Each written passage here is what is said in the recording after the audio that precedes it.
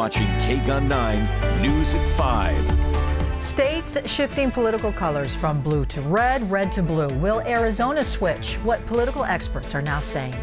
Thank you for joining us. I'm Valerie Cavazos. And I'm Pat Paris. Last year, voters elected Kyrsten Sinema to Arizona's open Senate seat. She's the first Democratic senator from Arizona since 1995. 9 News Side's Craig Smith talked to a political scientist at the University of Arizona about how our state's politics could continue shifting this year. What did you learn, Craig? You know, states and their party loyalties can change over time. For many years, the South identified as Democrat, but often with conservative philosophies that moved many Southerners towards the Republicans. Now analysts say Arizona may be evolving from a strong Republican state to a state with a possibility of voting Democrat. But of course, the voters will have the last word.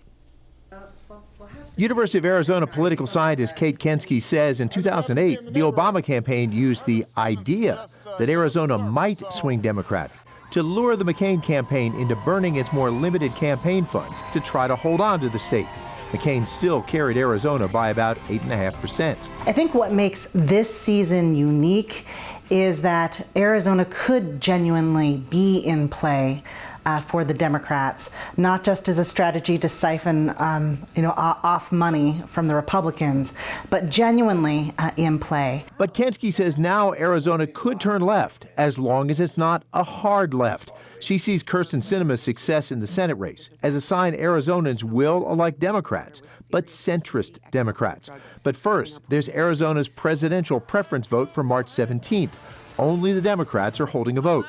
But if the Republicans were voting in Arizona's presidential preference, Kensky says they tend to be the most conservative Republicans, while the vote will probably bring out the most liberal of the Democrats.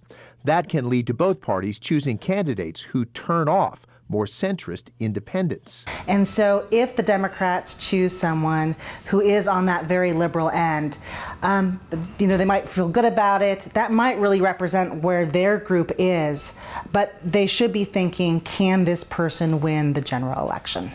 Kensky says for a lot of voters, they could make their decision based on economics, but it will be economics more personal than the stock market or the broad general economy. They'll decide based on the section of the economy with the direct impact on them, like farming or trade. Craig Smith, KGUN 9 on your side.